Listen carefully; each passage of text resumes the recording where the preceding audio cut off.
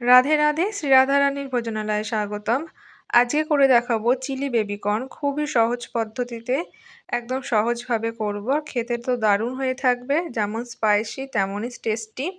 যেকোনো কিছুর সাথেই মানে রুটি হোক কিংবা ফ্রাইড রাইস হোক, যেকোনো কিছুর সাথে কিন্তু এই চিলি বেবিকর্নটা খুব ভালো লাগে, আর শুধু শুধু খেতেও খুব ভালো লাগে।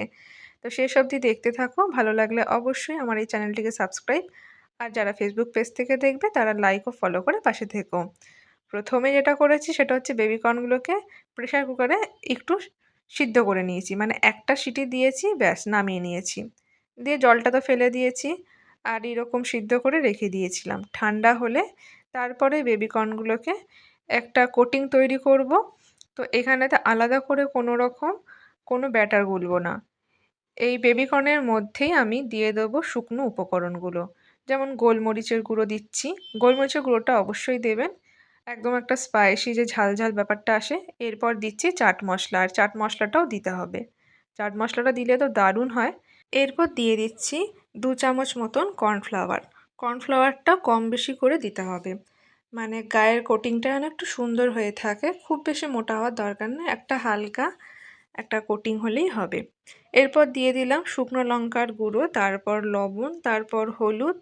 এই সমস্তগুলো দেওয়ার পর অল্প একটু দিয়ে দেবো জল। আর জলটা একটু বেশি হয়ে গেলে তাহলে কিন্তু একদম পাতলা হয়ে যাবে। তো আমার এখানে একটু জলটা বেশি হয়ে গেছিলো, পাতলা হয়ে গেছিলো, তাই জন্য আমি আরেকবার একটু কর্নফ্লাওয়ার দিয়ে দিয়েছিলাম। তবে এই যে ব্যাটারটা যদি পাতলা হয়ে যায় তাহলে সেটা কিন্তু ফেলবেন না। সেটা যখন গ্রেভিটা করব সেইখানেতে একটু দিতে হবে কর্নফ্লাওয়ার। তার জন্য এক্সট্রা এই কর্নফ্লাওয়ার গোলাটা আর ফেলবো না। তো এখানেতে বেশ সুন্দর করে ভালো করে এগুলো মাখিয়ে নিয়েছি। মাখানো হয়ে গেলে কড়ার মধ্যে সানফ্লাওয়ার অয়েল গরম করে নিয়েছি। খুব ভালোভাবে গরম করে নেওয়ার পরে এবার দিয়ে দিচ্ছি এই বেবিকর্নগুলোকে, যেগুলো মাখিয়ে রেখেছিলাম সেইগুলোকে। তেলটা কিন্তু খুব ভালো করে গরম করে নেওয়া চাই। তেলটা আবার গরম না হলে তাহলে কিন্তু নিচে আটকে যাবে। তেলটা খুব ভালো করে গরম করে নিয়ে এখন এইগুলোকে একটু লালচে লালচে করে ভেজে নেব। আর এইগুলো যেহেতু একবার একটু সিদ্ধ করেই নিয়েছি, তো ভাজা হয়ে যাওয়ার পরেও কিন্তু আপনারা এগুলো শুধু শুধুও খেয়ে দেখতে পারেন। বেশ সুন্দর হয়ে থাকে। তখন এইগুলো একটু হাতে সময় নিয়ে নেড়ে চেড়ে বেশ ভালোভাবে ভেজে নিয়েছি। আর এবার তেল থেকে ছেঁকে তুলে নিচ্ছি। এই তেলেতেই আবার বাকিটা ভেজে নেব। তেল দরকার হলে অবশ্য তো দিতেই হবে, যেহেতু এখানে পরিমাণটা অনেকটা। এইভাবে আমি সমস্ত বেবিকর্নগুলোকে কিন্তু ভেজে নিয়েছিলাম। এরপরে কড়ার মধ্যে অল্প একটু তেল ছিলই। তো সেই তেলের মধ্যে দিয়ে দিচ্ছি হচ্ছে অল্প একটু চিনি, মানে কয়েক দানা মতন চিনি দিয়ে দিলাম। মানে ১ চামচের মতোই চিনিটা কিন্তু দিয়েছি। আর এই চিনিটা তেলের মধ্যে দিলাম যাতে রান্নাটার মধ্যে একটু সুন্দর রং চলে আসে। যেহেতু একটু লাল, লাল করব তার জন্য। তো এখানে একটু চিনিটা দিয়ে দেওয়ার পর তেলেরটার মধ্যে ভালো করে মিশিয়ে নেব। চিনিটা গলে গেছে, এরপর দিয়ে দিচ্ছি আদা বাটা, টমেটো বাটা আর কাঁচা লঙ্কা বাটা। এখানে টমেটোটা বেশি করে দিলে ভালো হয়। তো আমি এখানে ছোট ২ টো টমেটো বেটে নিয়েছিলাম, আর একটু আদা বেটে নিয়েছি এই ১ ইঞ্চি মতন, আর দিয়েছি কাঁচা লঙ্কা। কাঁচা লঙ্কার ঝালটা নিজের ইচ্ছা মতন ব্যবহার করতে পারেন। এরপর এটা খুব ভালো করে মিশিয়ে নিয়েছি।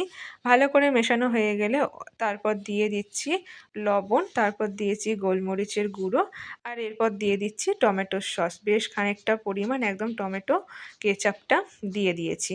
এরপর খুব ভালো করে এটাকে মিশিয়ে নেব। আর আজকের এই রান্নাটির মধ্যে আমি কোনো রকমের টমেটো সস ছাড়া কোনো রকমের সয়া সস কিংবা চিলি সস কোনোটাই ব্যবহার করতে পারিনি, কারণ এই কোনোটাই আমার কাছে অ্যাভেলেবেল ছিল না। তাই হঠাৎ করেই করেছিলাম। তবে যাদের কাছে এই সমস্ত সসগুলো থাকবে না, শুধু টমেটো সস থাকবে, তারাও কিন্তু একদিন এইভাবে ট্রাই করে দেখো। খেতে কিন্তু খুব সুন্দর হয়ে থাকে। কোনো রকমের স্বাদের কিন্তু কোনো হেরফের হয় না। তো আমি এখানে খুব ভালো করে এই মশলাটা মিশিয়ে নেওয়ার পর যেটা দিলাম সেটা হচ্ছে এই যে কর্নফ্লাওয়ারের ব্যাটারটা, যেটা আমার এক্সট্রা হয়ে গেছিলো সেইটা।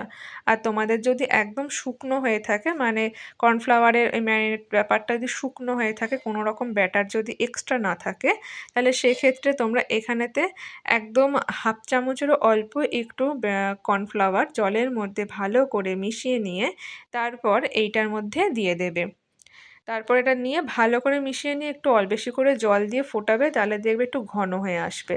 আর ঘন যেই হতে শুরু করবে তখনই আরেকটু পরিমাণ জল দিয়ে তারপর দিয়ে দেবো হচ্ছে এই ভেজে রাখা আগে থাকতে কর্নগুলোকে। বেবি কর্নগুলো এখন ৫ মিনিট মতন এই গ্রেভির মধ্যে খুব সুন্দরভাবে ফুটবে। একদম জুসি হয়ে যাবে। এর মধ্যে একদম রসটা আরকি ঢুকে যাবে। আর মুখে দিলেই কিন্তু একদম সে একটা স্পাইসি টেস্টি ব্যাপার চলে আসবে।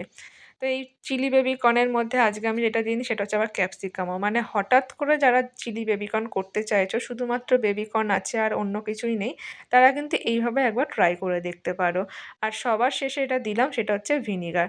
গ্যাসের ফ্লেমটা কিন্তু বন্ধ করে দিয়েছি। একটু রস অবস্থাতেই রেখেছি কারণ এটা ঠান্ডা হলে কিন্তু আরো একটু ঘন হয়ে যাবে। যেহেতু দেওয়া আছে কর্নফ্লাওয়ার তার জন্য। এখন দেখো দেখতে ঠিক এরকম হয়েছিল আর খেতে কিন্তু খুব সুন্দর হয়েছিল। দেখলেই একদম মুখে জল চলে আসবে। ভালো লাগলে অবশ্যই লাইক করে দাও আর আমাদের চ্যানেলটিকে সাবস্ক্রাইব করে পাশে থেকো। রাধে রাধে।